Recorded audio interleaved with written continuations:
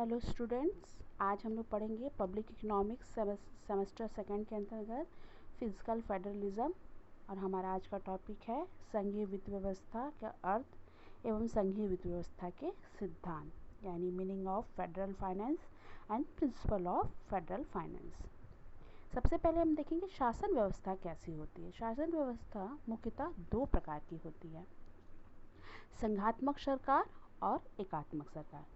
एकात्मक सरकार वह होती है जिसमें एक ही सरकार होती है जो पूरी व्यवस्था का संचालन एवं नियमन करती है, जबकि संघीय प्रणाली में केंद्र सरकार के अतिरिक्त विभिन्न प्रांतों में अपनी अपनी सरकारें होती हैं जिन्हें राज्य सरकार कहते हैं। संक्षेप में हम कह सकते हैं कि जब संक्षेप में हम कह सकते हैं कि एक से अधिक सरकारें हो तो उसे संघीय शासन कहते हैं। जैसे समानता संघीय शासन व्यवस्था में तीन प्रकार की सरकारें होती है, एक केंद्र सरकार, दूसरा राज्य सरकार और तीसरा स्थानीय निकाय। भारत में भी इसी प्रकार की त्रिस्तरीय संघीय ढांचा है।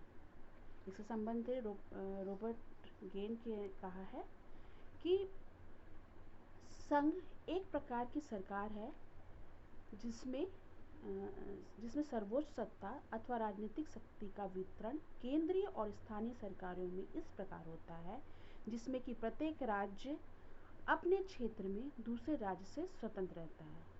इस प्रकार जब किसी देश में केंद्रीय सरकार के अतिरिक्त राज्य सरकारें भी होती हैं जिन्हें हम राज्य की सीमा में इच्छा अनुसार कार्य करने की पूर्ण स्वतंत्रता हो, किंतु कुछ मामलों में वो केंद्र से संबंधित होती है तो शासन व्यवस्था संघीय शासन व्यवस्था मानी जाती है। एक संघीय सरकार की कुछ विशेषताएं होती हैं जो इस प्रकार है।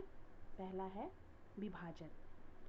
संघ और राज्य सरकारों में अधिकारों तथा कर्तव्यों का उचित ढंग से विभाजन कर दिया जाता है। दूसरी विशेषता क्या है? समान अधिकार। समान अधिकार से तात्पर्य क्या है कि इसमें प्रत्येक नागरिक को समान अधिकार होते हैं और चाहे वो किसी भी जाति, धर्म या भाषा का हो, उसके साथ किसी भी प्रकार का भेदभाव नहीं किया जाएगा। तीसरा है सर्वोच्च विधान। संघीय शासन व्यवस्था की एक प्रमुख विशेषता होती है कि इसमें संविधान सर्वोच्च होता है। संघीय संविधान की जो सर्वोच्च और अंतिम प्रलेख होती है उसी के आधार पर पूरी शासन व्यवस्था चलती है। चौथी व्यवस्था होती है कर मुक्त संपत्ति, यानी संघीय संविधान में केंद्र और राज्यों के मध्य संपत्तियों को कर मुक्त रखा जाता है। पांचवी क्या विशेषता होती है? स्वतंत्र व्यापार व आवागमन। संघ की विभिन्न इकाइयों के बीच व्यापार तथा आवागमन में पूर्ण स्वतंत्रता होती है। छठवीं विशेषता है पृथक होने का अधिकार। कोई भी राज्य, चाहे वो कोई भी राज्य हो जो संघ के अंतर्गत जो विभिन्न इकाइयां हैं, वो अपनी इच्छा अनुसार संघ को नहीं छोड़ सकती हैं। सातवीं विशेषता क्या है? अंतर्राष्ट्रीय विषय। संघीय सरकार को वही विषय सौंपे जाते हैं कि जो कि अंतर्राष्ट्रीय प्रकृति के हो। राज्य सरकारों को ये जो विषय है वो अंतर्राष्ट्रीय प्रकृति के विषय को नहीं सौंपा जाता है। लास्ट विशेषता क्या है? कार्यों का विभाजन। राज्य सरकारों को अतिरिक्त शांति बनाए रखने एवं सामाजिक उन्नति संबंधी कार्य सौंपे जाते हैं। इसके अतिरिक्त शेष विषयों में से कुछ को सरकार अपने हाथों में लेती है, कुछ को राज्यों को देती है, ताकि कार्यों का विभाजन समान रूप से हो और उनमें समन्वय स्थापित हो सके। अब हम देखेंगे, हमने देखा संघीय वित्त व्यवस्था, संघीय वित्त व्यवस्था की विशेषताएं। अब हम देखेंगे संघीय वित्त व्यवस्था का अर्थ। संघीय वित्त व्यवस्था से आशय उस व्यवस्था से है जिसके अंतर्गत आय तथा व्यय की संपूर्ण मदों को केंद्र तथा संघ सरकार, राज्य सरकारों तथा स्थानीय निकायों के बीच बांट दिया जाता है। इस प्रकार की व्यवस्था के अंतर्गत तीन प्रकार की इकाइयों को अपने अपने क्षेत्र में आय प्राप्त करने तथा व्यय करने की पूर्ण स्वतंत्रता दी जाती है। प्रत्येक इकाई अथवा सरकार, प्रत्येक इकाई के साथ यहाँ तात्पर्य है कि मतलब जितने भी राज्य हैं, जितनी भी सरकार है, उनके आय के स्रोत और व्यय के मद पहले से ही निश्चित रहते हैं ताकि उनमें स्वतंत्रता बना रहे और साथ में उनमें टकराव उत्पन्न ना हो। इसी संबंध में भार्गव ने कहा है कि संघीय वित्त व्यवस्था से आशय केंद्र राज्यों के वित्तीय संबंधों एवं उन दोनों के बीच समन्वय से लगाया जाता है। तो देखेंगे संघीय वित्त व्यवस्था के सिद्धांत। तो संघीय वित्त व्यवस्था के 7 सिद्धांत हैं।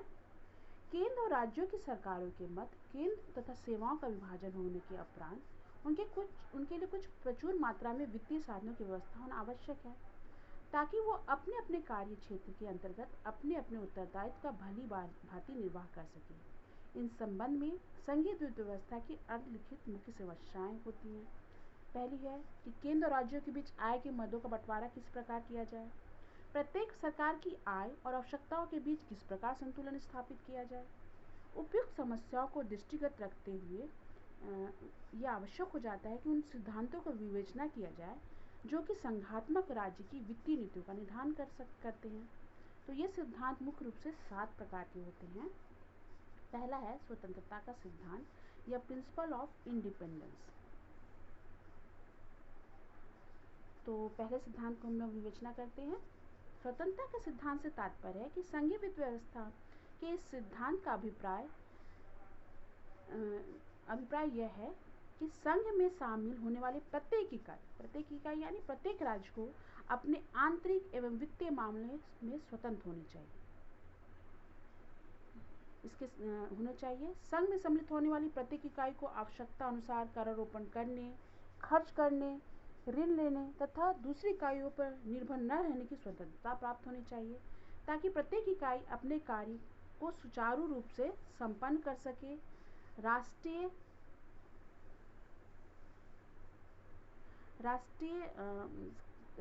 एकता और प्रकृति को बनाए रखने हेतु संघ सरकार द्वारा विभिन्न इकाइयों की आमदनी और खर्चों के बीच सामंजस्य स्थापित करना चाहिए। दूसरा हम लोग देखेंगे, लेकिन इसके संबंध में कुछ आलोचना भी की गई, लेकिन इस सिद्धांत का कुछ आलोचना भी है जो व्यवहारिक नहीं है। पहला, राज्य सरकार के पास करारोपण की शक्तियां सीमित होती हैं, जबकि केंद्र सरकार के पास करारोपण का आधार विस्तृत तथा लोचदार होता है। दूसरी, इस आधार पर आलोचना की गई कि केंद्र सरकार के पास करारोपण की शक्ति होती है तो व्यय करने का अधिकार राज्य सरकारों के पास रहता है। तीसरी, इस आधार पर आलोचना हुई सिद्धांत की कि आय के कुछ स्रोत ऐसे होते हैं जिनको विभाजित करना संभव नहीं होता है। ऐसे आय के स्रोतों को संघ सरकार अपने पास ही रखती है। ऐसे स्रोतों को आय का एक निश्चित भाग राज्य सरकारों में बांट दिया जाता है, इसलिए भी स्वतंत्रता के सिद्धांत का पालन करना संभव नहीं हो पाता। तीसरा है एकरूपता का सिद्धांत। एकरूपता के सिद्धांत से तात्पर्य है कि संघीय वित्त व्यवस्था के अंतर्गत सरकार को अपनी वित्तीय नीतियों का संचालन इस प्रकार करना चाहिए कि जिससे सदस्य राज्य के प्रति उनके व्यवहार में एकरूपता दिखाई दे, अर्थात संघ सरकार द्वारा कर समस्त राज्यों के निवासियों पर समान दर से और बिना किसी रियायत अथवा पक्षपात के लगाना चाहिए। वस्तुतः व्यवहार में इस प्रकार की एकरूपता संभव नहीं होती है। इसका कारण यह है कि संघ के प्रत्येक इकाई के पास समान साधन नहीं होते और न ही उनका जो व्यय होता है वो भी समान होता है। कुछ राज्यों के पास आय के साधन अधिक होते हैं, जिसके परिणामस्वरूप राज्य की नीति में समानता स्थापित नहीं की जा सकती है। और हम ये भी देखते हैं, दूसरा हम देख सकते हैं कि राज्यों की जनसंख्या के आकार में भी अंतर होता है। विभिन्न राज्यों के जो निवासी हैं उनकी करदान क्षमता भी अलग अलग होती है और आर्थिक दृष्टि से कुछ राज्य विकसित होते हैं तो कुछ अविकसित होते हैं। इस तरह व्यवहार में एकरूपता का जो सिद्धांत है उसे स्थापित करना संभव नहीं होता है, क्योंकि देश के समस्त राज्यों की जनसंख्या तथा आर्थिक स्थिति समान नहीं होती है। यदि भारत का हम उदाहरण ही लें तो असम से यह आशा करना कि महाराष्ट्र के समान वो अंशदान दे एकदम ही गलत होगा, क्योंकि एक तो असम में महाराष्ट्र जैसे संसाधन उपलब्ध नहीं है और दूसरे महाराष्ट्र की अपेक्षा अपने विकास पर अधिक व्यय उसे करना पड़ता है। हम तीसरा सिद्धांत अब देखेंगे, पर्याप्तता और लोचता का सिद्धांत। संघीय वित्त व्यवस्था का एक सिद्धांत यह भी है कि शासन की प्रत्येक इकाई को जिस अनुपात में व्यय की मदें दी जाए उस अनुपात में ही उस आय की मदें भी दी जानी चाहिए, ताकि वो आवश्यकता अनुसार आय प्राप्त करके अपनी व्यय को समस्त मदों पर समुचित व्यय कर सके। कहने का तात्पर्य यह है कि प्रांतीय सरकार को आय के इतने स्रोत दिए जाने चाहिए जिससे वो आय की सहायता से वह अपना खर्च चला सके और केंद्र पर निर्भर न हो सके। तो पर्याप्तता के आधार पर आय के स्रोतों को निम्नलिखित भागों में बांटा जा सकता है। ऐसे के आय के स्रोत जिससे केंद्र को पर्याप्त आय प्राप्त हो सके। दूसरा, ऐसे आय के स्रोत जिससे राज्यों को पर्याप्त आय प्राप्त हो सके। और तीसरा, कुछ ऐसे आय के स्रोत जिसका उपयोग आकस्मिक परिस्थितियों में विभिन्न संतुलन को ठीक करने के लिए किया जा सके। चौथा हम लोग देखेंगे प्रशासनिक कुशलता का सिद्धांत। संघ की प्रत्येक इकाई को प्रशासन में पूर्णतः दक्ष होना चाहिए और इस प्रकार के कर लगाने चाहिए कि करदाता को किसी भी प्रकार का बुरा प्रभाव न पड़े। कुशलता की दृष्टि से हम जो आय के स्रोत हैं उनको 3 भागों में बांट सकते हैं। पहला, ऐसे आय के स्रोत जिसे केंद्र सरकार आय प्राप्त करे, ऐसे आय के स्रोत जिसे राज्य सरकार आय प्राप्त करे और समवर्ती स्रोत जिससे राज्य और सरकार दोनों आय प्राप्त कर सके। पांचवा है हस्तांतरण का सिद्धांत। संघीय वित्त व्यवस्था में के सिद्धांत का अभिप्राय यह होता है कि अधिक वाले राज्य से धन एकत्र करके अभाव वाले राज्यों में वितरित किया जाना चाहिए ताकि सभी राज्यों में बसे व्यक्तियों के लिए एक राष्ट्रीय न्यूनतम स्तर कायम किया जा सके। इसी संबंध में डॉक्टर B.R. मिश्र ने अपनी पुस्तक इंडियन फेडरल फाइनेंस में लिखा है कि संघ एवं राज्यों में साधनों का आदर्श विभाजन विभिन्न राज्यों में रहने वाले व्यक्तियों के लिए राष्ट्रीय न्यूनतम के सिद्धांत पर आधारित होना चाहिए। तात्पर्य यह है कि संघीय राज्य में ऐसा करना चाहिए कि धनी क्षेत्रों से निर्धन क्षेत्रों के बीच वित्त का जो है उसको हस्तांतरण करना संभव हो सके और इन हस्तांतरणों का आधारभूत कारण राज्यों की आय की अंतर्राष्ट्रीय असमानताओं को दूर करना है। इस सिद्धांत के व्यवहार में उपयोग लाने में बहुत कठिनाइयाँ होती हैं क्योंकि धनी राज्य इसका पूर्ण तरह से विरोध करते हैं कि उनके साधनों का हस्तांतरण दूसरे राज्यों को क्यों किया जाए।